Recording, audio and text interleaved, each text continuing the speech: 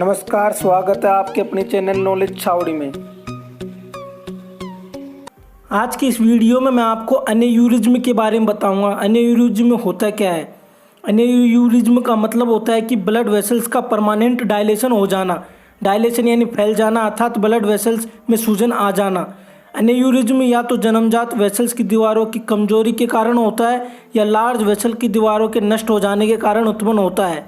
Most commonly aneurysm हमें large elastic artery में देखने को मिलता है, जो कि मुख्यतः अरोटा व इसकी ब्रांचेस होती है।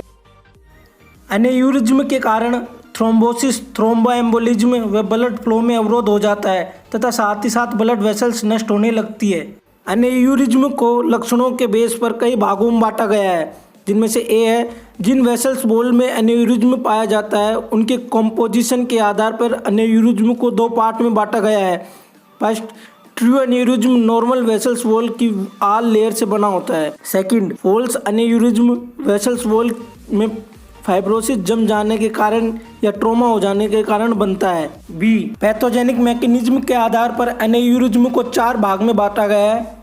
फर्स्ट है atherosclerotic aneurysm, second syphilitic aneurysm, third है माइकोटिक एन्यूरिज्म, फोर्थ है berry aneurysm. First, atherosclerotic aneurysm.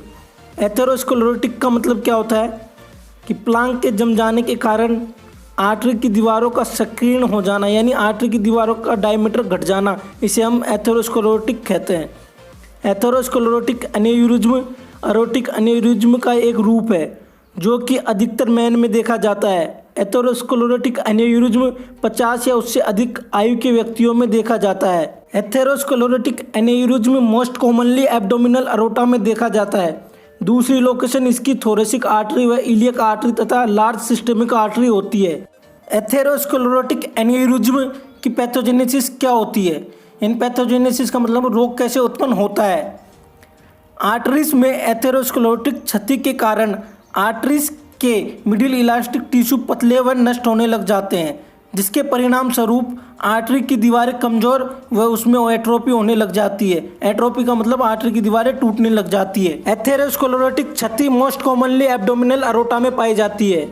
Atherosclerotic aneurysm के कारण हमारे शरीर में कई इफेक्ट्स पड़ते हैं, जिनमें से फर्स्ट है रप्चर हो जाना। एथेरोस्क्लेरोटिक एन्यूरिज्म के कारण एब्डोमिनल के पेरिटोनियम व रिट्रोपेरिटोनियम भाग में ब्लड वेसल्स रप्चर हो जाती है, जिसके कारण शरीर में अचानक मैसिव ब्लीडिंग होने लग जाती है। सेकंड है दबाव पड़ना। एथेरोस्क्लेरोटिक एन्यूरिज्म के कारण हमारे शरीर की कुछ स्ट्रक्चर्स में दबाव पड़ने लग जाता है, जैसे कि यूरेटर में। थर्ड है आर्टरीज में अवरोध उत्पन्न हो जाना।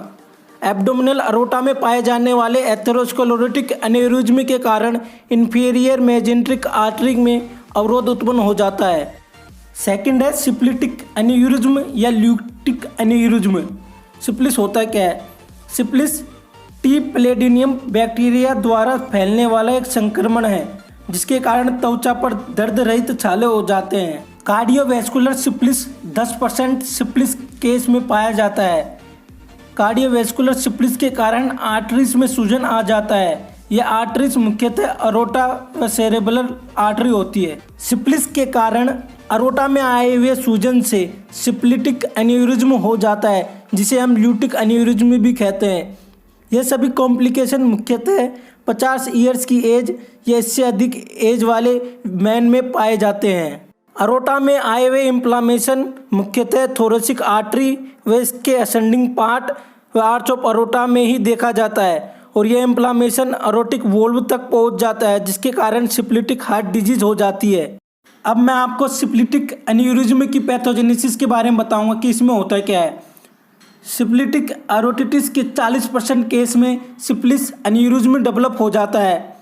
इस प्रोसेस की शुरुआत अरोटा की बाहरी दीवार के इन्फ्लामेशन से शुरू होती है तथा आंतरिक दीवार तक पहुंच जाती है, जिसके कारण अरोटा की मिडिल लेयर में इस्चेमिक इंजरी हो जाती है, जिसके परिणाम स्वरूप अरोटा की मिडिल लेयर की स्मूथ मसल्स व इलास्टिक टिश्यू टूटने लग जाते हैं और वहां घाव बन जाता है।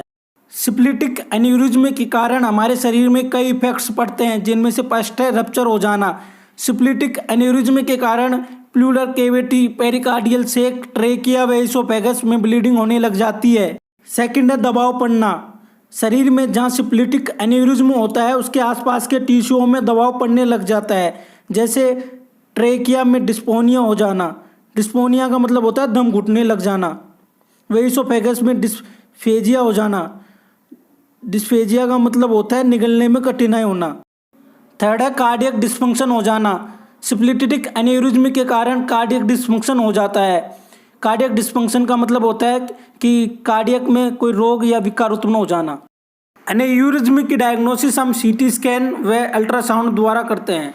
एन्यूरिज्म का इलाज सर्जरी द्वारा किया जाता है। इस सर्जरी को हम एंडोवास्कुलर स्ट्रेट ग्राफ्ट कहते हैं। और जिन लोगों में सर्जरी की ज़रूरत नहीं होती उन लोगों को बीमारी के आधार पर दवाई देकर एन्यूरिज्म का सही इलाज किया जाता है। जैसे कि उच्च कोलेस्ट्रॉल का इलाज करने के लिए कोलेस्ट्रॉल को कम करने वाली दवाइयाँ दी जाती है। आप एन्यूरिज्म से बचने के लिए स्मोकिंग ना करें, नियमित एक्सरसाइज करें, प्रोटीन वाले आहार का सेवन करें, साबुत अनाज या फल का सेवन करें।